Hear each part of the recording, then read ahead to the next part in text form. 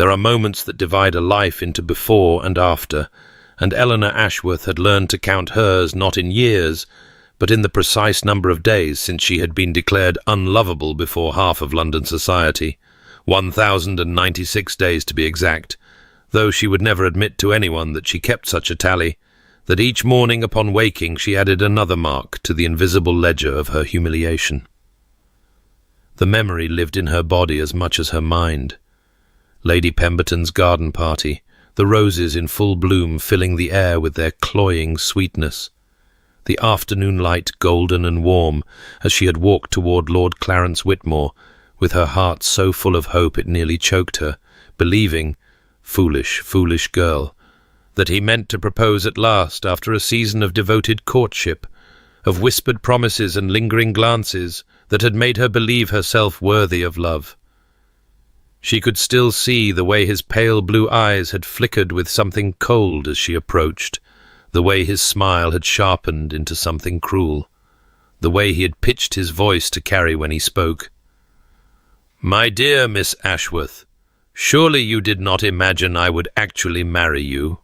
A woman of your limited charms requires substantial compensation to be considered marriageable. Without fortune, you are simply unlovable. I require a wife who brings value, and you, I fear, bring nothing at all." The word had hung in the rose-scented air, unlovable, and the world had contracted to the sound of whispers erupting around her like startled birds, to the rustle of silk as ladies leaned toward one another behind their fans, to the terrible weight of dozens of eyes upon her as Clarence turned and walked away to court an heiress, leaving her standing alone on the manicured lawn with her heart in ruins at her feet. She had not wept, not then. She had lifted her chin and walked to her carriage with her shoulders straight, and her hands clasped before her, as if she could hold herself together through sheer force of will. And she had not allowed herself to shatter, until she was safely behind closed doors, where no one could witness her devastation.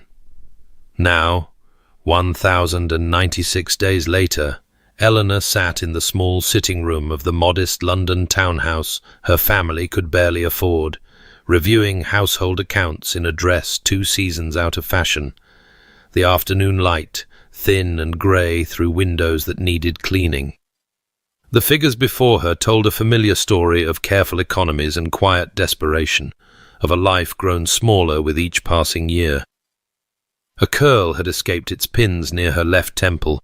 It always did when she was distressed, and she tucked it back absently as she set down her pen and moved to the window, watching carriages pass on the street below, carrying ladies to calls and gentlemen to clubs, all of them living lives that had once seemed within her reach. She pressed her right thumb firmly against the inside of her left wrist, feeling her pulse steady beneath the pressure, a habit she had developed in the days after the garden party when she needed to remind herself that she was still alive, still breathing, still somehow continuing despite everything. The sitting-room door opened, and Mrs. Dawson entered with the tea tray, her grey hair pinned beneath a sensible cap, her eyes sharp with the particular knowing concern of a woman who had been Eleanor's governess before becoming her lady's maid.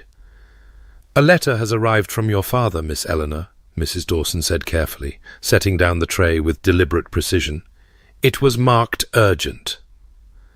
Eleanor's thumb pressed harder against her wrist as she turned from the window, and the small beauty mark below her right cheekbone, the one Clarence had once called common, seemed to darken against skin gone suddenly pale. The letter trembled in Eleanor's hands as she read it once, twice, 3 times, as if the words might rearrange themselves into something less devastating if she only looked at them long enough, but they remained stubbornly, terribly fixed upon the page. The final investments had failed, the creditors were circling, and within the month they would lose everything. Not merely the modest comforts they had clung to these past 3 years, but the very roof above their heads, the worn chairs with their faded upholstery, the small garden where nothing grew anymore because they could not afford a gardener. All of it swept away into the maw of debt and disgrace. She set the letter down with hands that had gone cold and still, and for a long moment she simply sat in the gathering dusk of the sitting room, watching the shadows lengthen across the threadbare carpet, feeling the weight of ruin settle upon her shoulders like a familiar shawl. Her father had not been able to tell her himself. He had written it in his cramped, shaking hand, rather than speak the words aloud. And that cowardice, born of love, she knew, born of his desperate wish to protect her from pain, told her more about his state than any letter could. She rose, smoothing her outdated dress with automatic hands, and made her way through the narrow hallway to his study, where she knew she would find him, where she had found him so many evenings since her mother's death 2 years past, sitting among his books with their covers growing dusty because he no longer had the heart to read them. The door was ajar, and through the gap she could see him hunched in his chair before the cold fireplace. They could not afford to light it except on the coldest nights, and in his hands he held the small portrait of her mother that usually sat upon his desk, and his shoulders were shaking with the silent sobs of a man who has lost everything and knows it. Eleanor pressed her thumb hard against the inside of her wrist, feeling her pulse jump beneath the pressure, and then she pushed open the door and went to him, kneeling beside his chair as she had done when she was a child, taking his weathered hand in both of hers. "Papa," she said softly, and he looked at her with red-rimmed eyes, with the face of a man drowning in guilt and grief, and she saw that he had aged a decade in the months since she had last truly looked at him. "I would rather die than force you into an arrangement that would cause you pain, my dear," he whispered, his voice cracking on the words. "But I fear I am dying regardless, and I cannot bear to leave you with nothing." He told her then, haltingly, about the man who had approached him, a duke of all things, wealthy beyond measure, seeking a wife for reasons her father did not fully understand, offering a settlement that would clear their debts and leave her father comfortable for whatever years remained to him. Eleanor listened, with her hands clasped so tightly her knuckles went white, and she thought of her mother's white camellias that had once bloomed in the garden of their old home, before everything had changed, and she thought of the word that had followed her for 1,096 days, unlovable, and she made herself a promise in the silence of her heart. She would accept this arrangement, whatever it was, because she had no choice, because her father needed her, because there would be no other offers for a dowryless woman with a ruined reputation. She would be grateful. She would be content. She would never be foolish enough to hope for more, and she would never, ever allow herself to love him. That way lies only fresh humiliation. The Ashford townhouse rose before them like a monument to everything Eleanor had lost, its pale stone facade gleaming in the weak morning light, its windows tall and imposing, its iron railings polished to a shine that spoke of wealth so secure it need not announce itself. And as Eleanor climbed the steps beside her father, his hand trembling where it gripped her arm, his breath coming short from the exertion of pretending he was not terrified, she found herself cataloguing every detail as if committing them to memory might somehow prepare her for what awaited within. She had dressed with care in her best remaining gown, a dove-grey silk that had been fashionable 3 seasons past, and Mrs. Dawson had pinned her chestnut hair with particular attention, tucking that wayward curl firmly into place, though Eleanor suspected it would escape before the interview was over, as it always did when she was distressed. The butler who admitted them was immaculate and expressionless, leading them through a marble entrance hall and into a drawing room so elegantly appointed that Eleanor had to resist the urge to clasp her hands before her like a supplicant. Instead, she kept her shoulders straight and her chin level, drawing on reserves of dignity she had not known she still possessed. Her father lowered himself into a chair with poorly concealed relief, his face grey with exhaustion, and Eleanor remained standing, her grey-green eyes taking in the room, the silk wallpaper, the crystal chandelier, the paintings in their gilded frames. until the door opened and the man who would decide her fate walked in, and everything she had prepared herself to expect dissolved like morning mist. He was tall, taller than any man she had encountered, broad-shouldered and lean, with the build of someone who used his body rather than merely inhabiting it, and his dark eyes swept the room with an assessment so thorough she felt it like a physical touch when his gaze found her. She had expected someone old, perhaps cruel, certainly indifferent. What she had not expected was this: a man perhaps 8 years her senior, with a face that might have been carved from stone for all the warmth it showed, and yet there was something in the set of his jaw, in the way his large hands hung at his sides, that suggested depths she could not begin to fathom. He smelled of sandalwood and cedar, with an undertone of leather, and the scent reached her as he crossed the room, stirring something in her chest that she firmly refused to examine. "Miss Ashworth," he said, and his voice was a deep baritone, clipped and precise, offering nothing. "Mr. Ashworth, I am Thornton." He did not sit, and so neither did Eleanor, and for a long moment they simply looked at one another while her father murmured something grateful and nervous that neither of them seemed to hear. The Duke of Thornton outlined his requirements with the same clinical precision one might use to discuss the purchase of a horse. He must marry before his 33rd birthday, or forfeit substantial estates to a distant cousin, per the terms of his late father's will. He had no interest in love, romance, or any of the attendant complications. He had observed her at a musicale 2 months prior and found her demeanour acceptable. He offered security, comfort, the protection of his name and title, and a settlement that would clear her father's debts and ensure his comfort for whatever years remained to him. His voice never warmed, his expression never shifted, and his thumb moved absently across a thin scar on his right knuckles as he spoke, the only sign that he was anything other than perfectly composed. When he finished, Eleanor asked the only question that mattered. "Why me, Your Grace, when you might have any heiress in London?"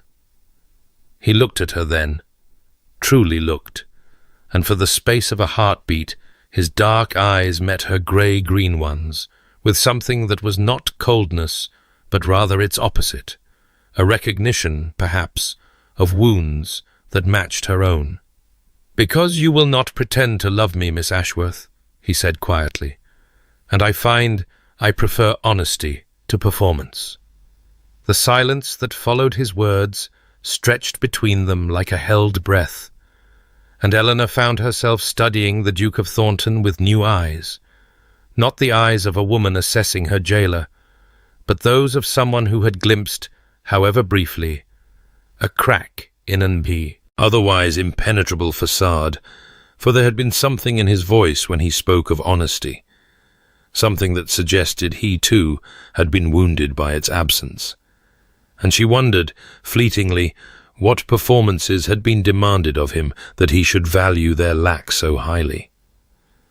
Her father shifted in his chair, and the small sound seemed to recall the Duke to the business at hand, for his jaw tightened in that way she was beginning to recognize as a precursor to decision, and when he spoke again his voice had regained its formal precision. "I give you my word, Miss Ashworth, that you shall never want for anything within my power to provide. I shall ensure your comfort, your security, and your protection.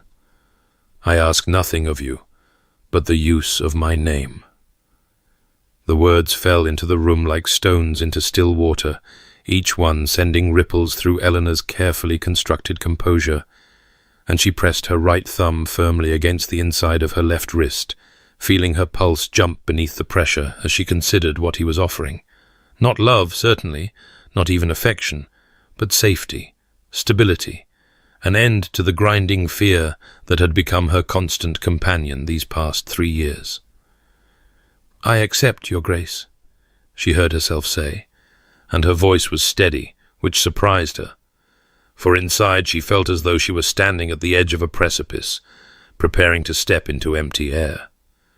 Her father made a sound that might have been relief or grief or some complicated mixture of both, and the Duke inclined his head in acknowledgement. And somewhere beyond the tall windows, thunder rumbled in the distance, the first warning of an approaching storm. They discussed practicalities then. The wedding would be quiet, held within the fortnight. Her father's debts would be settled immediately. She would want for nothing. And throughout it all, Eleanor watched the Duke's hands, watched the way his thumb moved absently across the scar on his knuckles, whenever the conversation touched upon anything that might be construed as personal, and she filed this observation away, as one might file away a clue to a puzzle not yet understood. When they rose to leave, he did something unexpected. He asked if there was anything she required before the wedding, anything at all, and when she said no, for what could she possibly ask of this stranger who was purchasing her future? He paused, and something flickered in those dark, impenetrable eyes. "If you think of anything," he said quietly, "you need only ask." It was not warm precisely, but neither was it unkind, and Eleanor carried that small distinction with her, like a talisman, as the carriage bore them home through the first fat drops of rain. That evening, she sat with Mrs. Dawson in her small chamber, the storm now raging properly beyond the windows, and confessed her fears. That she was trading one cage for another, that she would be lonely in a grand house with a cold husband, that she had sold herself for security, and would spend the rest of her days paying the price. Mrs. Dawson listened with the patience of long affection, and when Eleanor had exhausted herself, the older woman spoke with quiet conviction. "If I may say so, miss, a man's character shows not in his words at a ball, but in his silence when he thinks no one observes. Watch him, my dear. Watch what he does when he believes himself unwatched, and you may find he is not quite the man he presents to the world." Eleanor nodded, though she did not quite believe it. And after Mrs. Dawson had gone, she reached for the worn copy of Shakespeare's sonnets that had been her mother's, running her fingers over the familiar leather binding before opening to a page at random, seeking comfort in words that had survived centuries. She read until her eyes grew heavy, and when sleep finally claimed her, the book lay open upon her chest to Sonnet 116. "Let me not to the marriage of true minds admit impediments." And outside, the storm raged on, indifferent to the small hopes and fears of those who sheltered from its fury. The journey from London to Derbyshire had taken the better part of 2 days, and Eleanor had spent much of it in a state of suspended disbelief, watching the countryside transform from the familiar grey sprawl of the city to rolling green hills and ancient forests that seemed to belong to another world entirely, a world in which she was somehow now a duchess, though the title sat upon her shoulders like a garment made for someone else, ill-fitting and strange. Henry had ridden alongside the carriage for much of the first day, and when he had joined her inside as evening fell, they had sat in silence that was not quite comfortable, but not quite hostile either. A silence filled with questions. Neither of them seemed ready to ask, and she had feigned sleep for a time, simply to avoid the weight of his dark, unreadable gaze, though she had felt it upon her none the less, a warmth she could not explain, and did not wish to examine. When Thornton Hall finally came into view on the afternoon of the second day, Eleanor pressed her face to the carriage window like a child, unable to contain her astonishment, for the estate was grander than anything she had imagined in her most ambitious dreams. A vast stone edifice of honey-coloured walls and countless windows that caught the afternoon light and threw it back like scattered diamonds, surrounded by gardens that stretched toward the horizon in carefully cultivated waves of green and gold, with a lake glittering in the middle distance, and ancient oaks standing sentinel along the drive. She was still staring, her grey-green eyes wide with wonder, when the carriage rolled to a stop before the great front doors, and a woman emerged to greet them. A woman of perhaps 60 years with silver hair swept elegantly back from a face that bore the unmistakable stamp of aristocratic breeding, sharp-featured and keen-eyed, with a mouth that seemed perpetually poised on the edge of either a smile or a cutting remark. "So this is the woman who has finally convinced my nephew to fulfill his obligations?" the Dowager Duchess Margaret said, her voice carrying clearly across the gravel drive as Henry handed Eleanor down from the carriage, and Eleanor felt herself being assessed with the same thoroughness she imagined a jeweller might apply to an uncut stone. "I am pleased to meet you, Your Grace," Eleanor managed, her voice steady despite the flutter of nerves in her chest, and the Dowager's expression softened almost imperceptibly. "My dear child, you must call me Margaret, or Aunt, if you prefer. We are family now, after all, and I have waited far too long to have another woman in this house with whom I might have sensible conversation." She turned to Henry then, reaching up to pat his cheek with a familiarity that seemed to startle him. "My dear nephew, you have spent so long building walls that you have forgotten you built a door. Perhaps it is time to remember where you put the key." Henry's jaw tightened, but he said nothing, merely offered his arm to Eleanor and led her inside, through a grand entrance hall with marble floors and a sweeping staircase, past footmen and maids who bowed and curtsied with expressions of carefully concealed curiosity until they reached a suite of rooms on the east wing that overlooked the gardens below. "These are your chambers," he said, his voice clipped and formal once more, and Eleanor stepped inside to find a sitting room decorated in soft blues and creams, with tall windows that flooded the space with light, and beyond it a bedchamber that was larger than the entire ground floor of her family's London townhouse. She moved to the window, drawn by the view, and there below her she saw them, white camellias, dozens of them, blooming in profusion along a garden path. "My mother grew camellias," she said softly, almost to herself, the words escaping before she could stop them. "White ones, just like these. They remind me of home, before everything changed." She did not turn, but she felt Henry pause at the door, felt the weight of his gaze upon her back. And when she finally looked around, he was watching her with an expression she could not read, something flickering in those dark eyes that was there and gone before she could name it. "I hope you will be comfortable," he said, and then he was gone, leaving behind only the faint scent of sandalwood and cedar, and the echo of words unspoken.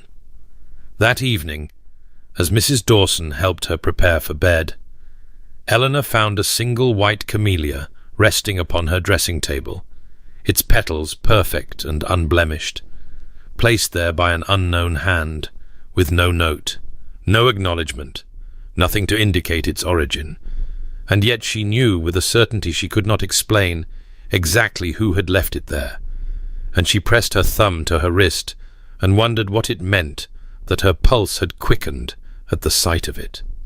The library, de bien dead.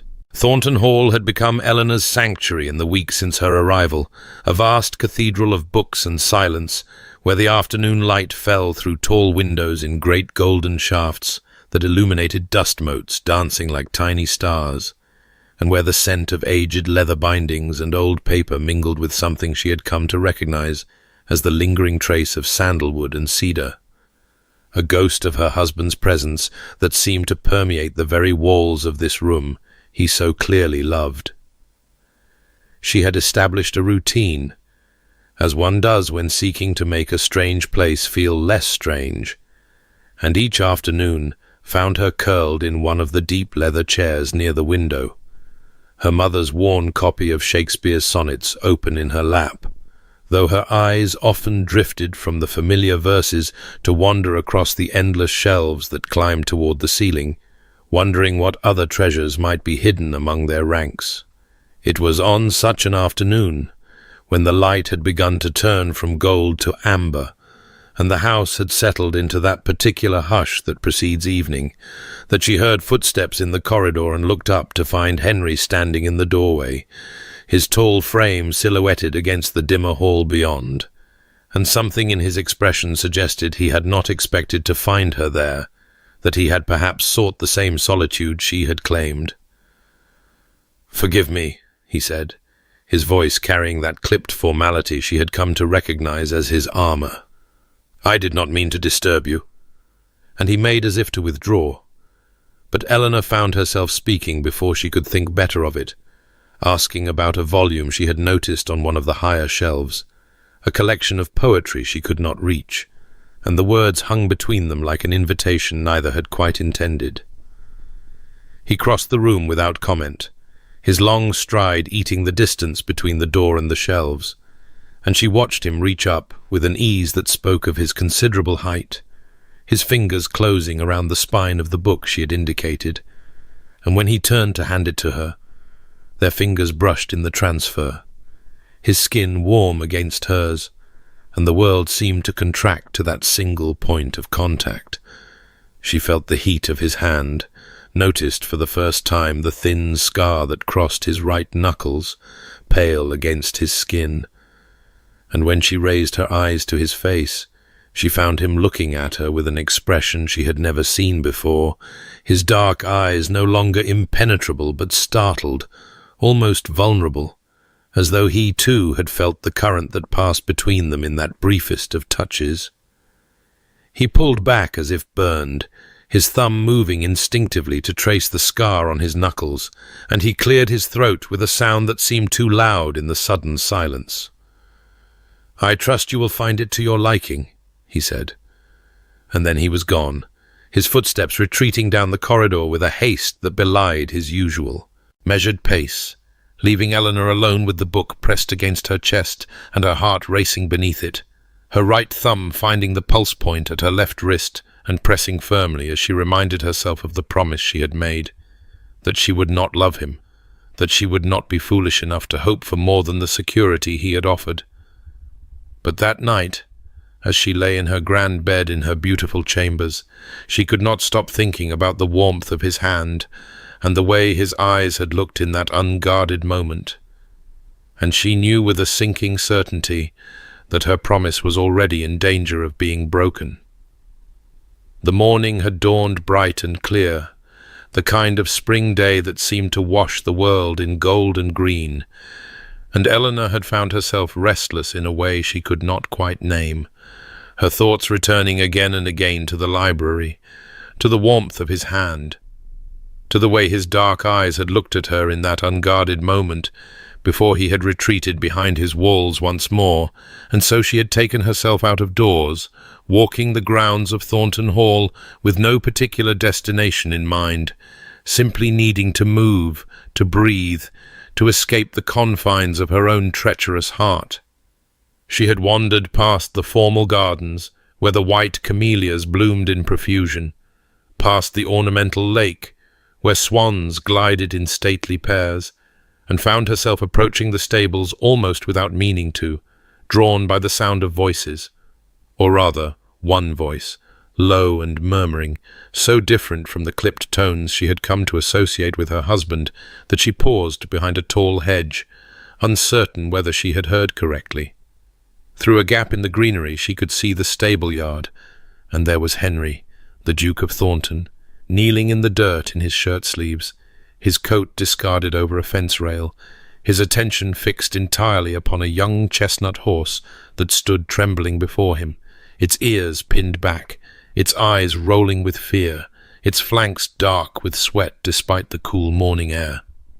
Eleanor pressed her hand to her mouth, expecting him to rise, to bark orders at the stable hands who hovered at a careful distance, to handle the creature with the same cold efficiency he brought to everything else. But he did none of these things.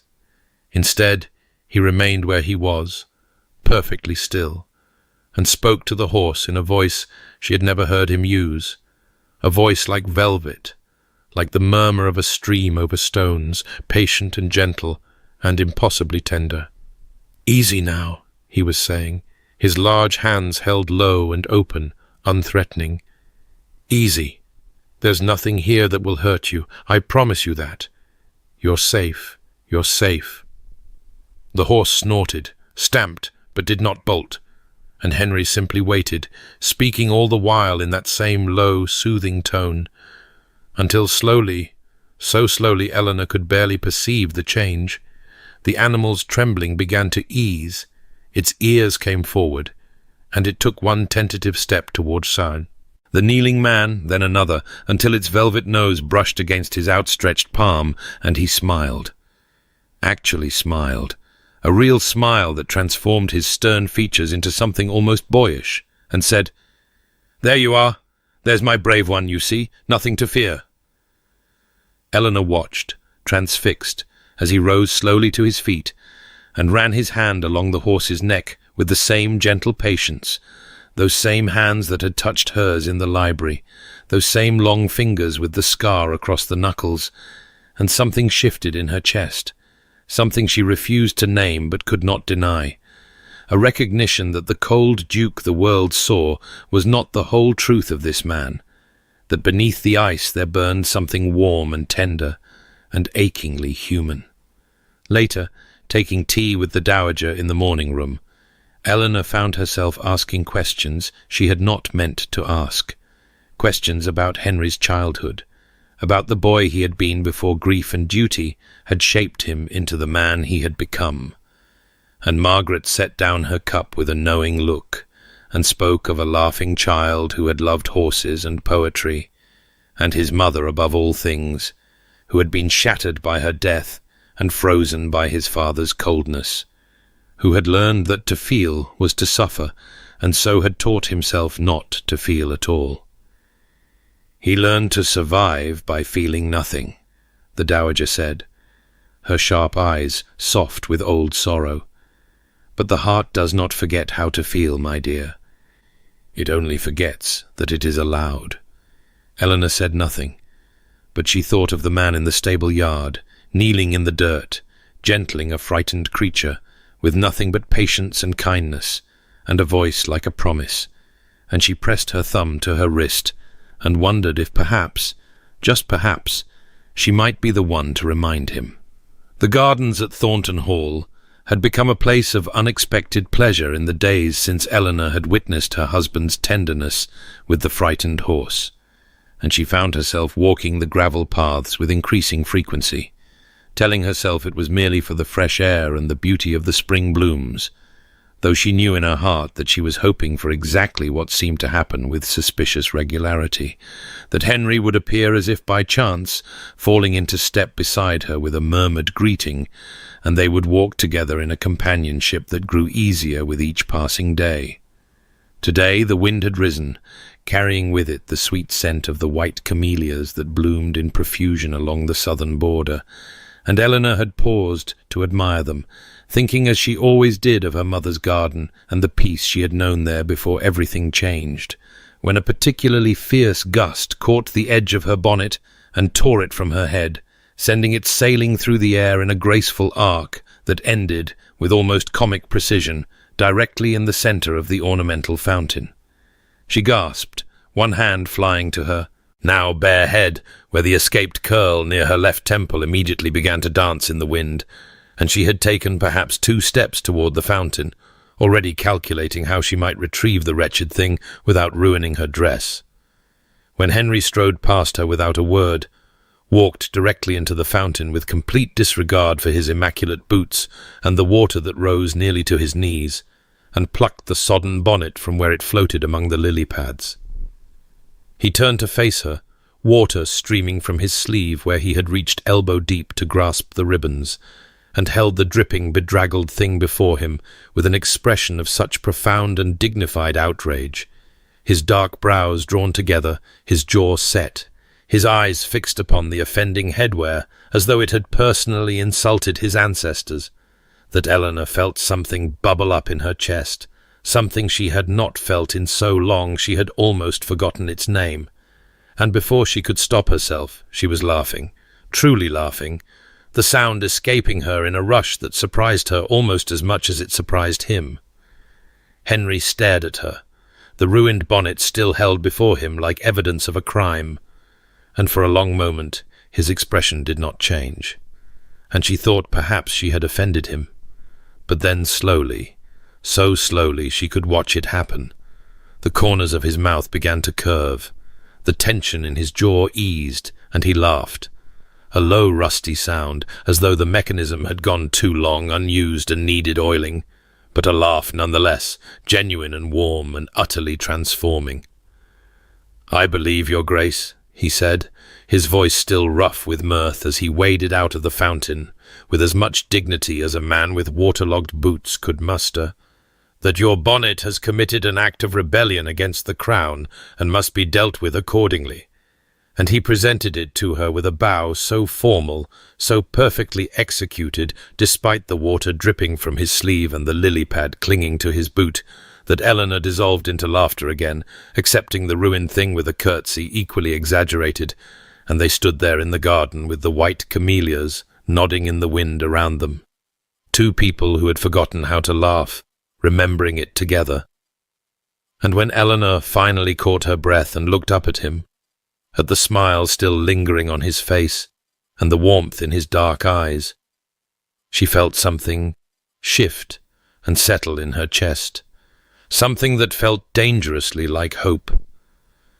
That night, lying in her bed in her beautiful chambers, she realized with a start that she had not thought of Clarence Whitmore in weeks, that the wound he had inflicted had begun, without her noticing, to heal.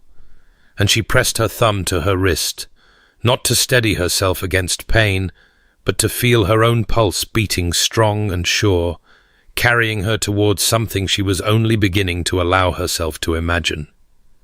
The days that followed, the afternoon of the ruined bonnet, seemed to Eleanor to pass in a kind of golden haze, each one bringing some small new discovery about the man she had married, some quiet moment that added another thread to the tapestry being woven between them. And she found herself marking time not by the calendar, but by these accumulating intimacies. The evening he appeared in the library just as she was settling into her chair by the fire, and took the seat across from her without a word, opening his own book and reading in companionable silence until the candles burned low, or the morning she came down to breakfast to find a pot of her favourite tea waiting, the blend she had mentioned once in passing during their journey from London, a preference she had not even realized he had noted, and when she looked at him in surprise, he merely turned a page of his correspondence and said nothing, though she thought she caught the faintest curve at the corner of his mouth. They visited the village together for the first time on a Thursday, bright with spring sunshine, and Eleanor watched with quiet wonder as the tenants greeted Henry, not with the fearful deference she might have expected, but with genuine respect, the blacksmith touching his cap and asking after the new foal, the vicar's wife pressing a jar of preserves into Eleanor's hands with warm wishes for the new duchess. And when a small girl of perhaps 5 years broke away from her mother and ran toward Eleanor with a fistful of wildflowers clutched in her grubby hand, Eleanor knelt to accept them with all the gravity she would have shown a royal gift. And when she rose and turned, she found Henry watching her with an expression that made something flutter beneath her ribs, his dark eyes soft in a way she had never seen in public, his thumb moving absently across the scar on his knuckles, as if he were not aware of the gesture at all. That afternoon, passing a shop window, she paused to admire a shawl displayed there, a lovely thing in a shade of green that reminded her of new leaves in spring, and she mentioned it only in passing, a idle observation, before they walked on. But that evening, returning to her sitting-room after dinner, she found a package wrapped in brown paper lying upon her dressing-table, and when she opened it, the shawl spilled out across her hands like water, soft as clouds, exactly the shade she had admired. There was no note, no acknowledgment at dinner when she searched his face for some sign. But the next morning, when she descended the stairs wearing it draped across her shoulders, she caught him looking at her from the doorway of his study, and for just a moment, before he schooled his features into their customary reserve, she saw something that might have been satisfaction, might have been pleasure, might have been something more, and she pressed her thumb to her wrist as she had done so many times before. But this time, the gesture was not to steady herself against pain or fear. It was to feel her own, pulse beating strong and sure, carrying her towards something she was only beginning to allow herself to imagine, something that felt dangerously, wonderfully like hope. The house had grown quiet in the way that only very late hours could bring. That particular stillness that settled over grand estates when the servants had retired and the fires had burned low, and Eleanor found herself unable to sleep, her mind too full of green shawls and softened expressions, and the way his laugh had sounded in the garden, that rusty, beautiful sound she could not stop hearing in her memory. And so she rose from her bed and wrapped herself in her dressing gown and made her way through the darkened corridors toward the library, thinking only of finding a book to quiet her restless thoughts. But when she pushed open the heavy door, she found she was not alone. Henry stood before the fireplace, his back to her, still dressed though his cravat had been loosened and his coat discarded. And he was gazing up at a portrait she had somehow never noticed in all her hours spent among these shelves, a portrait of a woman with dark eyes and a gentle smile, and something in the set of his shoulders, in the absolute stillness of his posture, made Eleanor pause on the threshold, uncertain whether to retreat or advance. But before she could decide, he spoke without turning, his voice low and rough in the darkness. I cannot remember the sound of her voice any more. The words hung in the air between them, heavy with a grief so old it had become part of him, and Eleanor remained where she stood, scarcely breathing, as he continued in that same halting way she had come to recognize as his manner when he spoke of things that mattered, things that cost him something to say. She smelled of roses. I remember that. The way the scent would cling to her when she held me, the way her hands were always warm when she touched my face. But her voice, the particular sound of it, the way she said my name.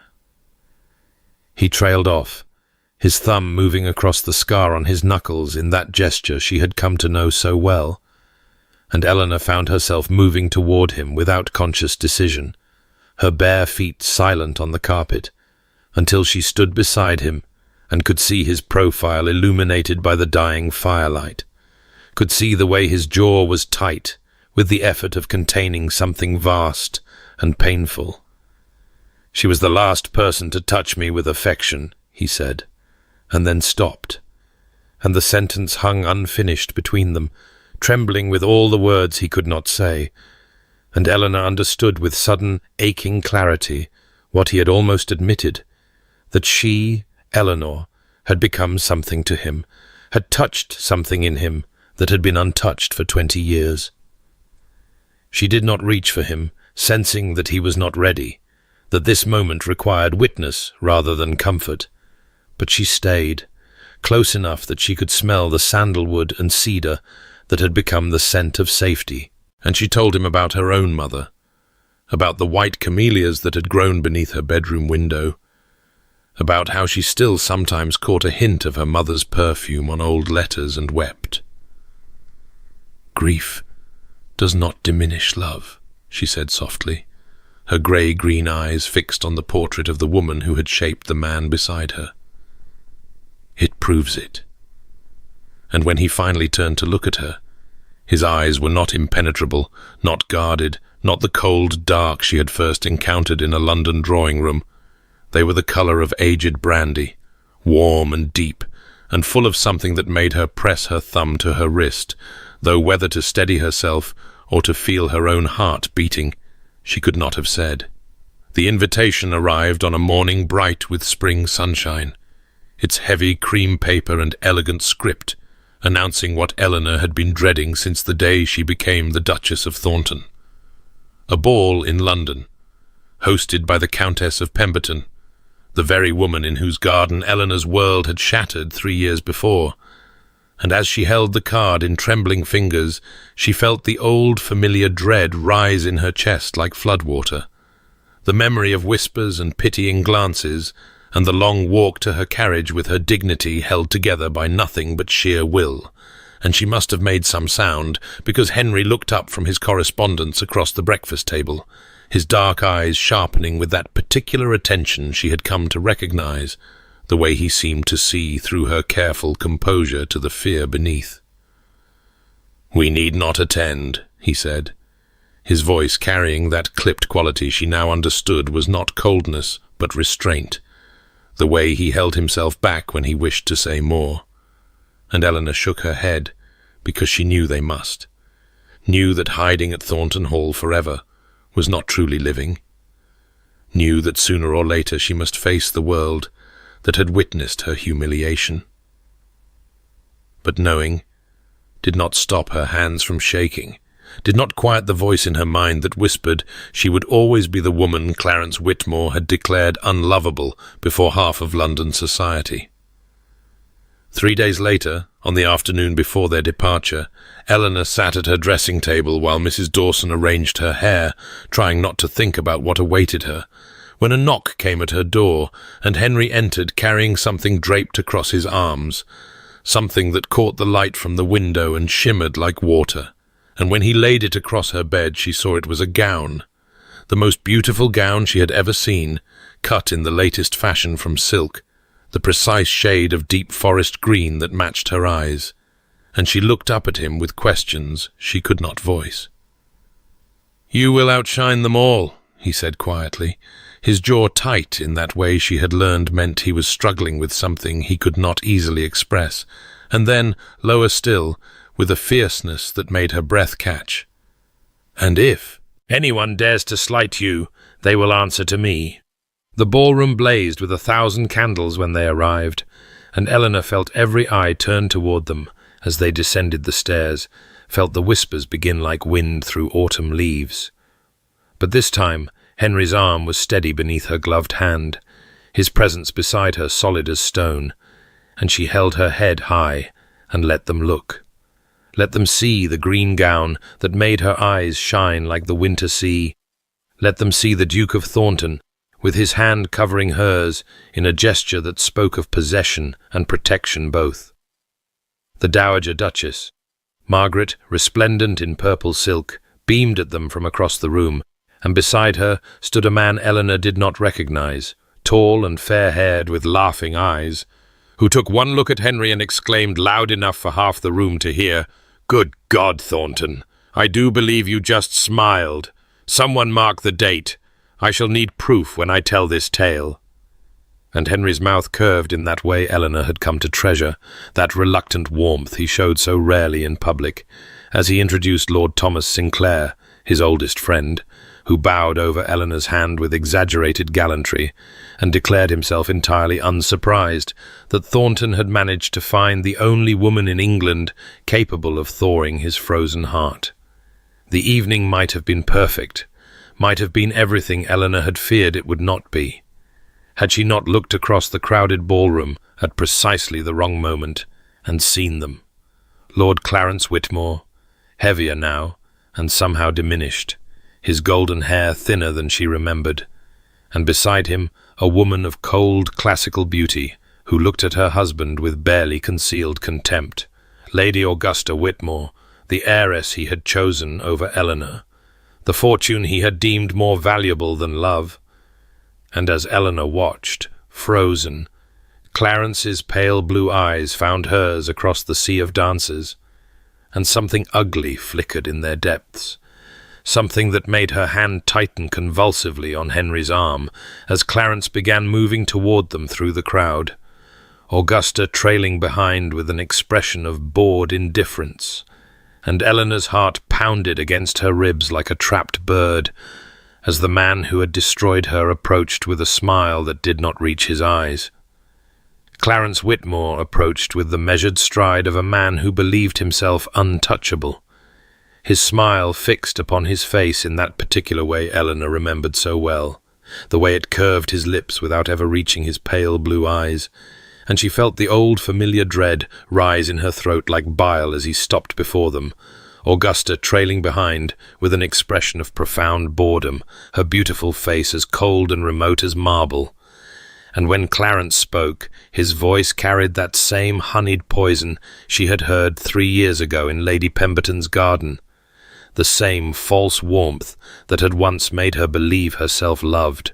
"How remarkable to see you so elevated, Miss Ashworth. Forgive me, your grace," he said, and the correction dripped with mockery, his gaze travelling over her green gown with something ugly flickering in its depths.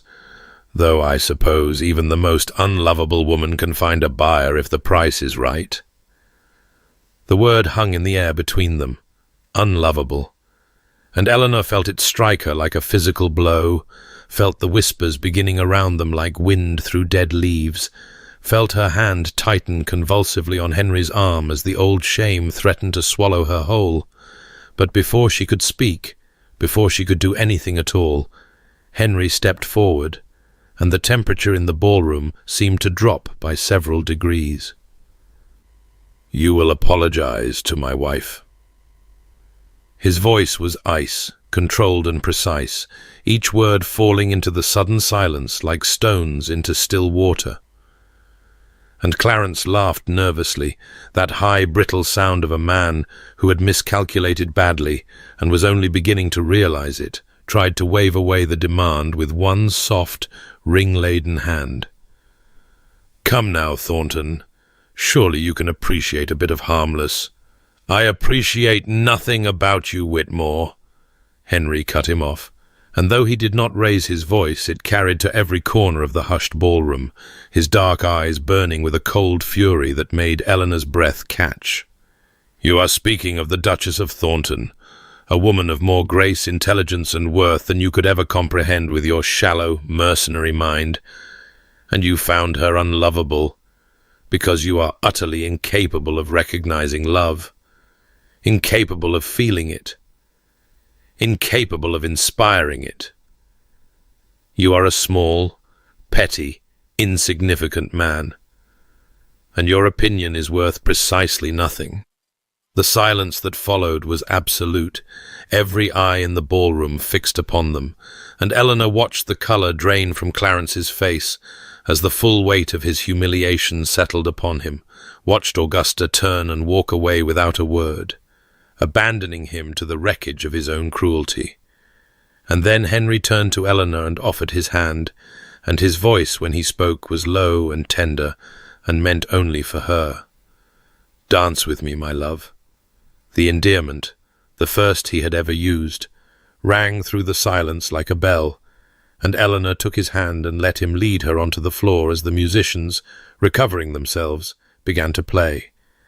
And as they moved together through the first steps of the waltz, she realized her eyes were wet with tears she could not stop, realized his hand on her waist was warm and steady and sure, realized that she had never in her life felt so seen, so defended, so utterly and completely valued.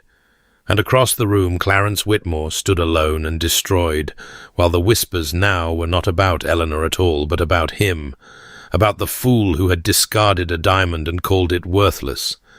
And Eleanor pressed closer to her husband, and let the music carry them both.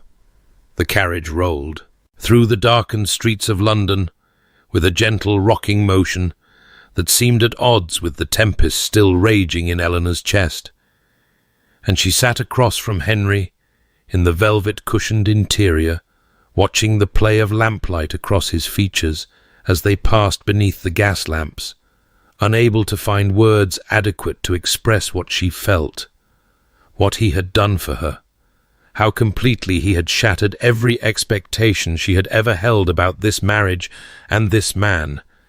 And when she finally spoke, her voice emerged smaller than she intended, almost lost beneath the clatter of hooves on cobblestones. "Thank you," she said, and the words felt laughably insufficient, a teacup offered to contain an ocean. But Henry's dark eyes found hers in the dimness and held them, and she saw something fierce burning in their depths, something that made her breath catch and her heart pound against her ribs. "No one will ever speak to you that way again," he said, and his voice was low and rough, stripped of its usual careful control, vibrating with an intensity that seemed to fill the small space between them. Not while I draw breath." She stared at him. This man who had offered her a practical arrangement and nothing more. This man who had promised her comfort and security and protection, but never warmth, never passion, never the fierce defense of a husband who valued his wife beyond measure. And she realized with a clarity that stole her breath that he was not performing duty, not fulfilling the terms of their agreement, but was genuinely, profoundly angry on her behalf, protective in a way that had nothing to do with obligation and everything to do with something she was terrified to name. "You called me your love," she whispered, and the words hung between them in the darkness, fragile as spun glass, and she watched his jaw tighten in that way she had come to recognize, watched his thumb move across the scar on his knuckles, in the gesture that meant he was struggling with something he could not easily express. He was silent for a long moment, so long that she thought perhaps he would not answer at all, and then he said, his voice dropping to barely more than a murmur, "It seemed appropriate." And he did not meet her eyes, turning instead to look out the window at the passing streets, and Eleanor pressed her thumb to the inside of her wrist and felt her pulse racing beneath her skin.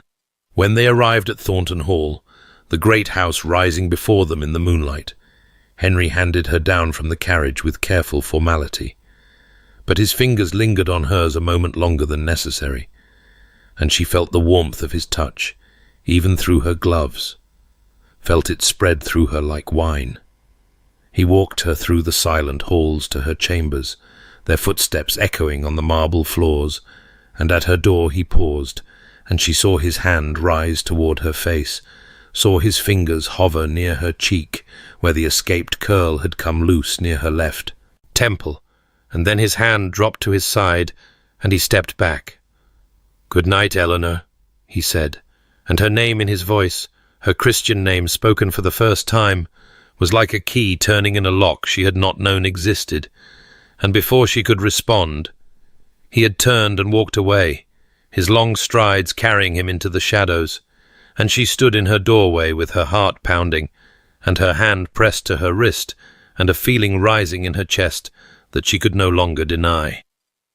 The next morning, Mrs. Dawson found her sitting at her dressing table, staring at nothing. The silver bracelet she did not yet possess, already a phantom weight on her wrist. And the older woman's knowing eyes studied her with the particular perception of someone who had watched her grow from child to woman. "You are falling in love with him," Mrs. Dawson said, and it was not a question. And Eleanor felt tears prick at her eyes, because the truth of it was terrifying, because she had promised herself she would never be so foolish again, because loving someone meant giving them the power to destroy her. "I am frightened," Eleanor admitted, her voice barely a whisper, and Mrs. Dawson came to stand behind her, meeting her eyes in the mirror with an expression of fierce maternal tenderness. "If I may say so, my lady, a man's character shows not in his words at a ball, but in his silence when he thinks no one observes. And you have observed him, have you not? With the horses and the camellias and the shawl and 100 small kindnesses he never expected you to notice." Eleanor nodded, unable to speak, and Mrs. Dawson's hand came to rest on her shoulder with gentle pressure. "He has shown you who he is, my lady, in every way that matters, and perhaps it is time to believe him." The days that followed their return to Thornton Hall unfolded like the slow opening of a flower, each hour bringing some new tenderness that Eleanor had not dared to imagine possible, and she found herself watching for Henry, with an eagerness that would have shamed her only weeks before, listening for his footsteps in the corridor, turning toward the door of whatever room she occupied, with her heart quickening at the possibility that he might enter. And he did enter again and again, seeking her company with an openness that spoke louder than any declaration, appearing in the library where she read, joining her for walks through the gardens, where the white camellias bloomed in profusion, sitting beside her in the drawing-room in the evenings when the fire burned low and the house grew quiet around them. He read aloud to her now, his deep voice wrapping around the words of poets and philosophers, and she discovered that he had a gift for it, that the same voice that could command a ballroom into silence could also soften into something intimate and warm, could make Shakespeare's sonnets feel like letters written just for her. And when he reached the lines about love that alters not when it alteration finds, his dark eyes would lift from the page and find hers, and she would feel her breath catch in her throat at what she saw in their depths. He touched her more freely now, small gestures that accumulated like coins in a treasury she had not known she possessed. His hand at the small of her back as they walked, his fingers brushing hers when he passed her a cup of tea, his palm warm against her shoulder when he adjusted the green shawl she wore almost daily now because she had seen how his gaze lingered upon it. And each touch sent warmth spreading through her like sunlight through glass. Each contact left her wanting more. One afternoon, walking among the white camellias that reminded her so fiercely of her mother, Henry spoke of his past with an openness that made her chest ache. His father's coldness after his mother's death, the way he had learned to armor himself against feeling, the broken engagement to a woman who had wanted only his title, and whose death had left him believing himself incapable of inspiring genuine affection. "I thought it was a deficiency in me," he admitted, his voice low and rough, his thumb moving across the scar on his knuckles in that gesture she had come to know so well. "That I was made wrong somehow, that there was something missing in my constitution that rendered me unfit for love." She wanted to tell him then, wanted to reach out and take his face in her hands and make him understand that he was not deficient, that he was not made wrong, that she loved him with a ferocity that frightened her. But the words caught in her throat, and she could only press her thumb to her wrist and look at him with eyes that surely betrayed everything she felt.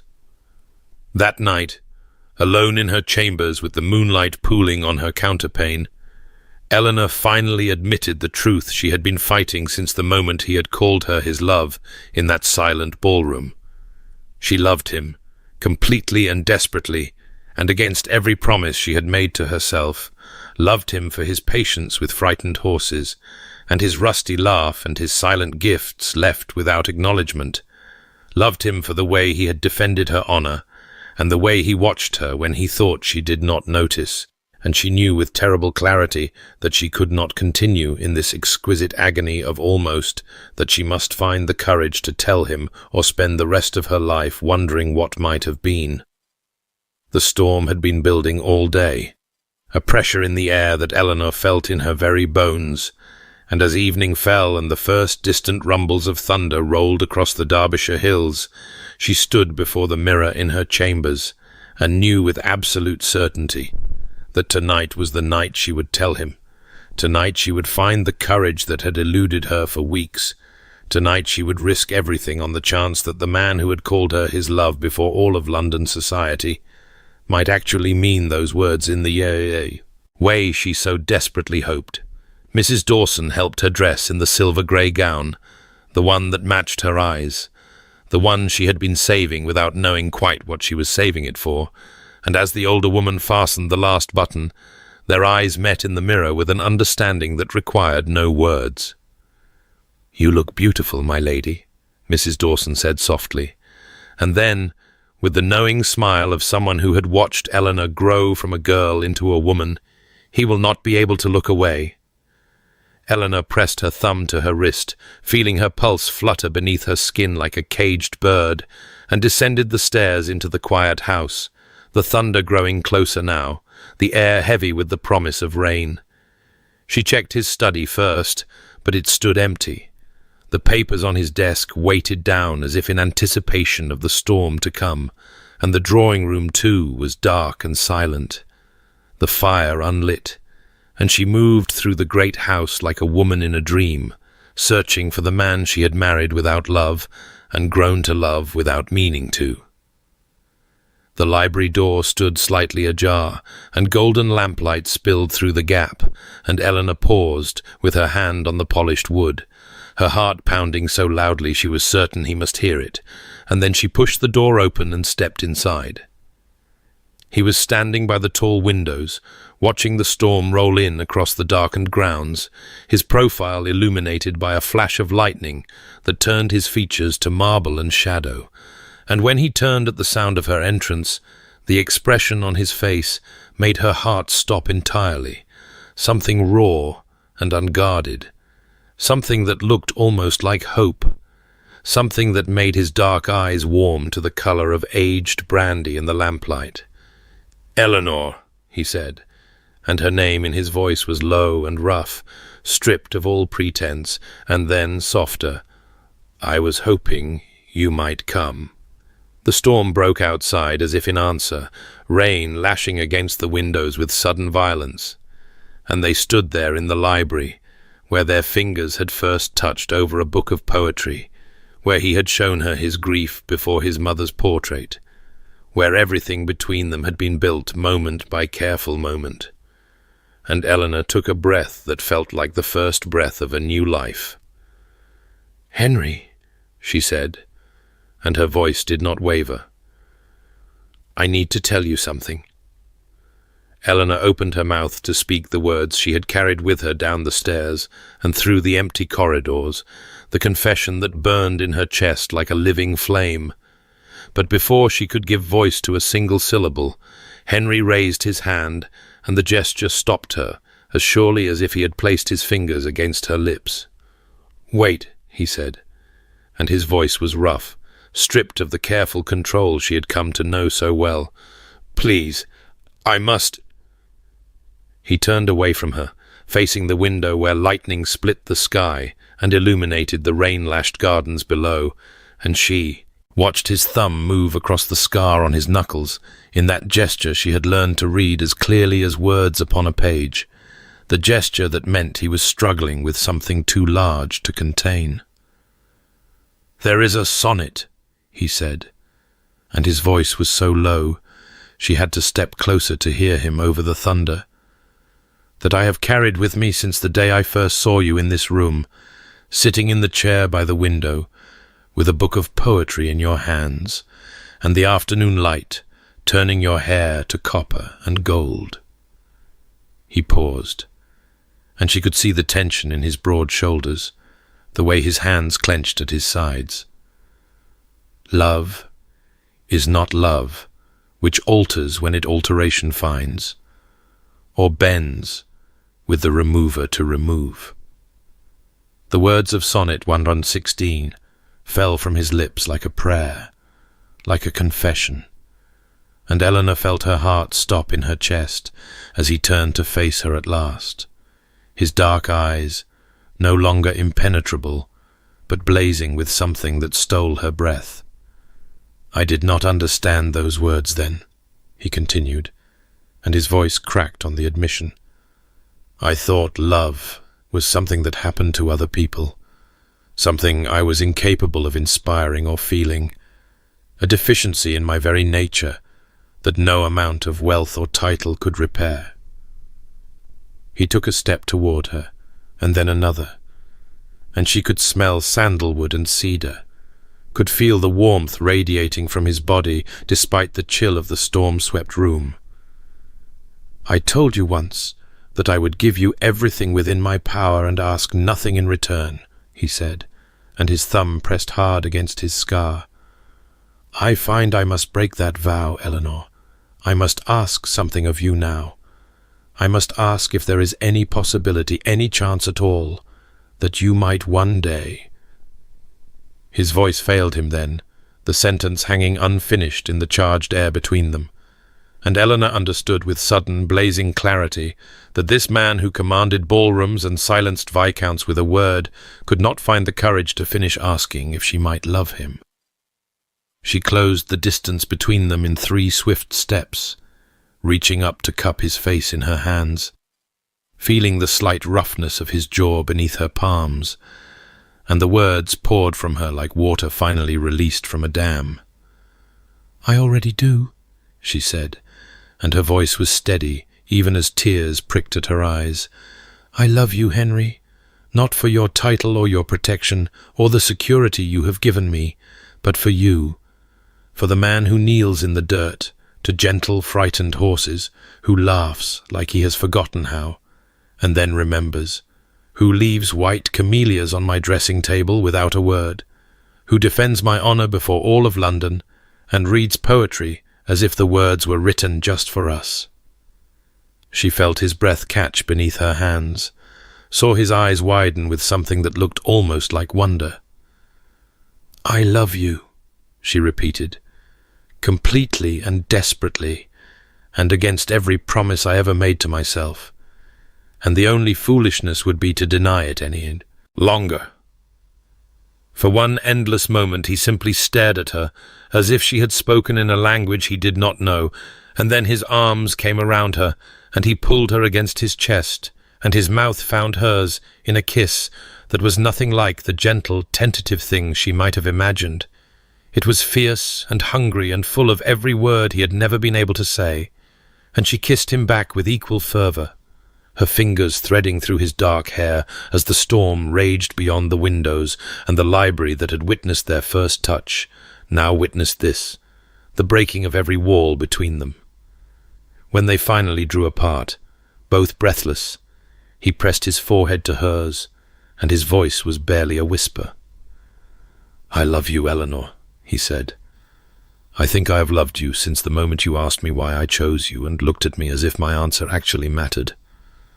Outside, the thunder rolled on, but inside the library, in the circle of his arms, everything was finally perfectly still. They stood there in the library, with the storm still raging beyond the windows, his forehead pressed to hers, and their breath mingling in the space between them. And Eleanor thought she might never need to move again, might be content to remain in this perfect stillness for the rest of her days. But then Henry drew back just enough to look at her face, and his expression held something she had never seen before. A vulnerability so complete, it made her heart ache with tenderness. "I have something for you," he said, and his voice was rough, uncertain in a way that seemed impossible from a man who commanded ballrooms and silenced viscounts with a word. "I have been carrying it for weeks, waiting for... I did not know if you would ever..." He stopped, shook his head at his own inability to finish, and reached into the pocket of his waistcoat to withdraw a small velvet box that he pressed into her trembling hands. Eleanor opened it, and her breath caught at the sight of the delicate silver bracelet within, a chain so fine it seemed almost ethereal, set with a single stone that caught the lamplight and glowed with the precise colour of a winter sea, grey and green and shifting with depth. And she understood at once what it meant, understood that he had looked at her eyes and seen something worth capturing in silver and stone, something worth keeping. "Nothing existed before you wore it," Henry said softly, taking the bracelet from its box and clasping it around her wrist with fingers that trembled almost imperceptibly. "It was made only for you, Eleanor. It belonged to no one before you, because there was no one before you. Not truly, not in any way that mattered." She looked at the stone resting against her pulse point, felt the cool weight of silver warming against her skin, and when she raised her eyes to his, she found them the colour of aged brandy, full of a love so profound it seemed impossible that she had ever thought him cold. He took her hand then, the hand that wore his bracelet, and led her from the library through the quiet corridors of the great house while the storm gentled outside, the thunder rolling away across the Derbyshire hills and the rain softening to a whisper against the windows. And she went with him willingly, her heart so full she thought it might overflow.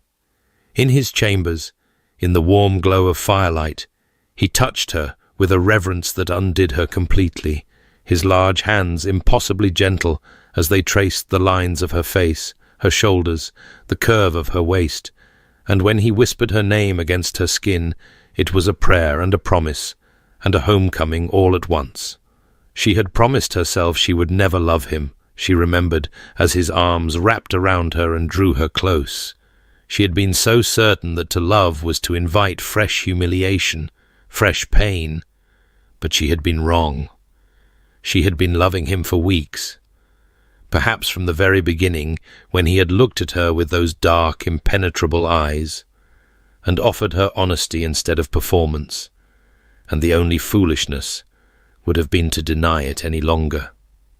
Afterward, she lay in his arms, listening to the rain and the steady beat of his heart beneath her ear, the bracelet cool against her wrist, and for the first time in 3 years, 1,096 days of believing herself unlovable, Eleanor Ashworth was not afraid.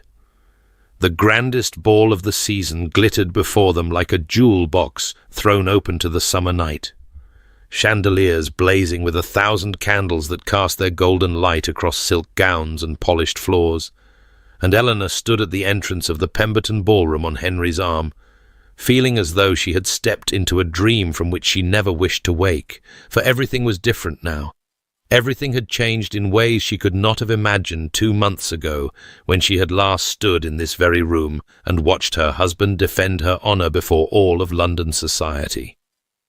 She wore a gown of deep emerald silk that matched the stone on her bracelet, the bracelet that had not left her wrist since the night he had clasped it there in the library, while the storm raged outside, and their confessions hung sweet and trembling in the air between them, and she felt his hand warm and steady at the small of her back as they descended the stairs into the swirling crowd of dancers and observers and whispered conversations that fell momentarily silent at their approach. The whispers were different now, she noticed with a quiet thrill of satisfaction that she would not have permitted herself to feel a year ago. They were not the cruel murmurs of pity and schadenfreude that had followed her through ballrooms for 3 long years, but something else entirely, something that sounded almost like admiration, almost like envy.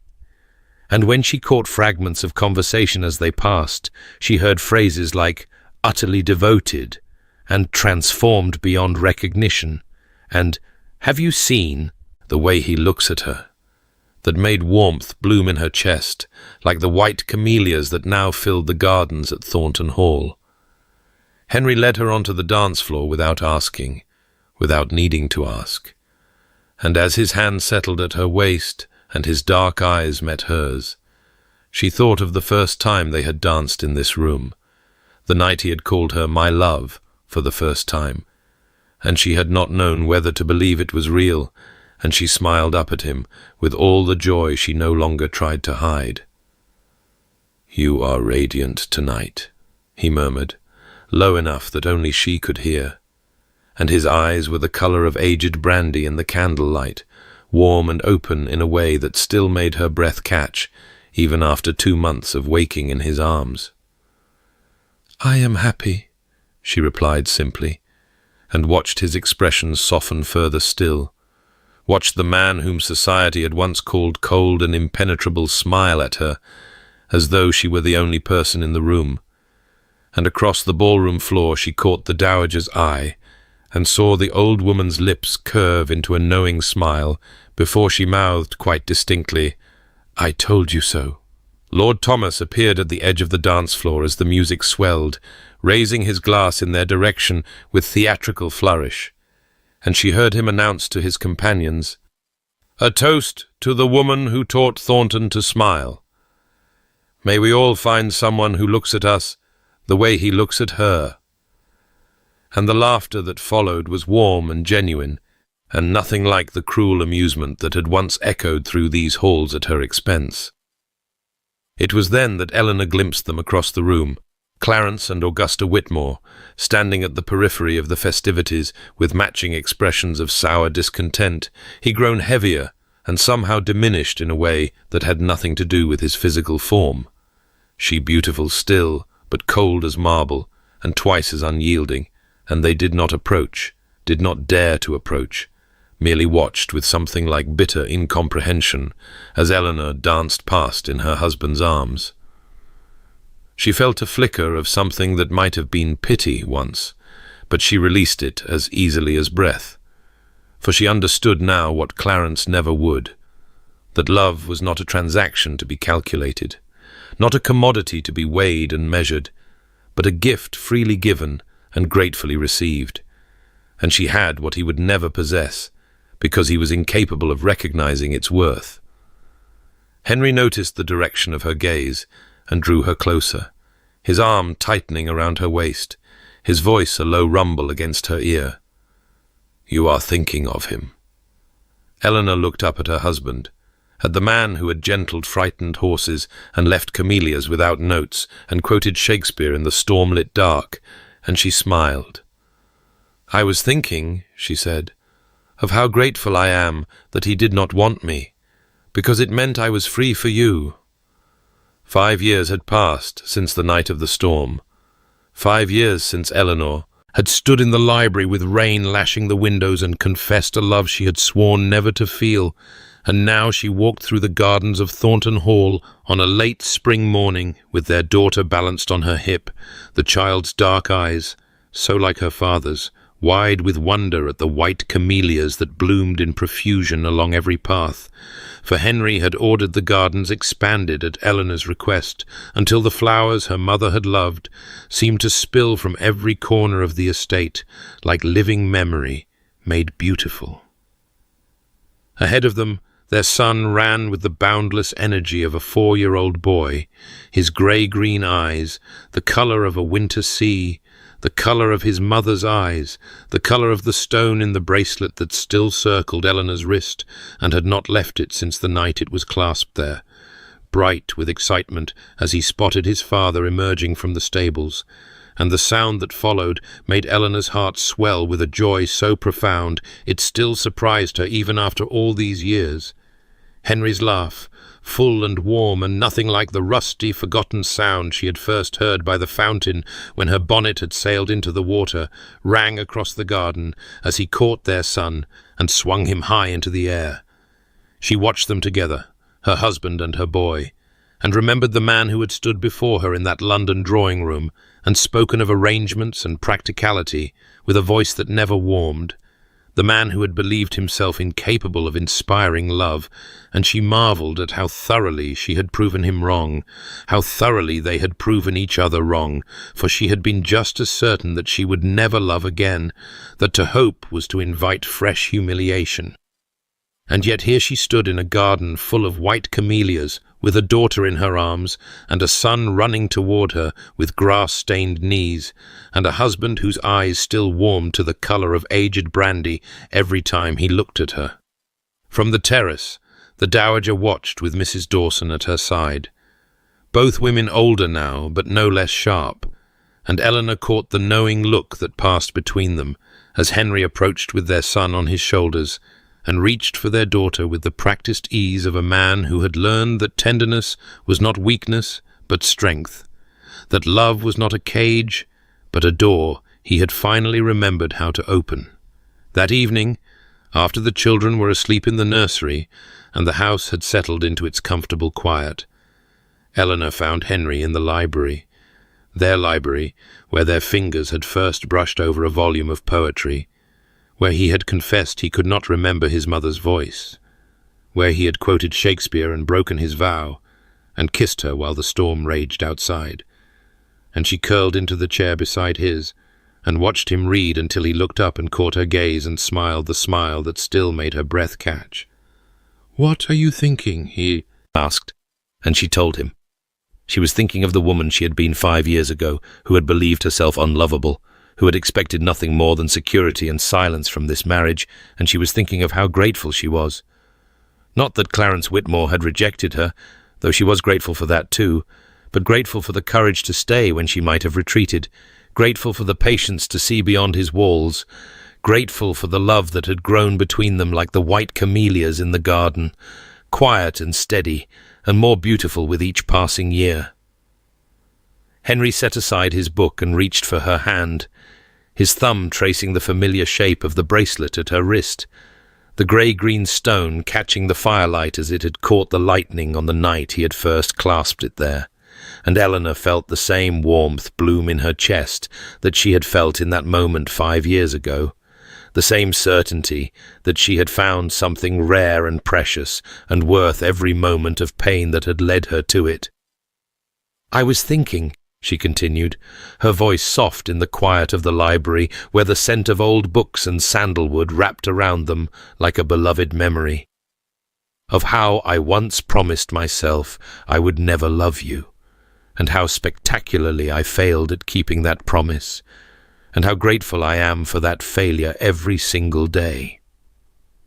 He lifted her hand to his lips, pressed a kiss to her palm, and his eyes, those dark eyes that society had once called impenetrable, but that she had learned to read as easily as the worn pages of her mother's sonnets, were warm with the same love that had transformed both their lives, the same love that echoed now in their children's laughter, and in the white camellias that bloomed throughout the gardens, and in every small gesture he still made without acknowledgment, still expecting nothing in return. "You taught me that I was not made wrong," he said quietly, and his voice was the low velvet murmur that belonged only to her, only to these moments when the walls he had built so carefully around his heart lay in beautiful ruins at her feet. "You taught me that the door I had forgotten existed was worth opening, and I will spend the rest of my life grateful that you were brave enough to walk through it." Eleanor leaned into him, feeling his arm come around her as naturally as breathing, and she thought of Mrs. Dawson's words about a man's character showing in his silence, of the dowager's prediction that she would be the one to prove Henry capable of love, of the storm-lit confession and the bracelet made only for her, and the thousand small moments that had built this life they shared. And she knew with absolute certainty that she had been given something Clarence Whitmore would never understand, something that could not be bought or calculated or weighed against a dowry.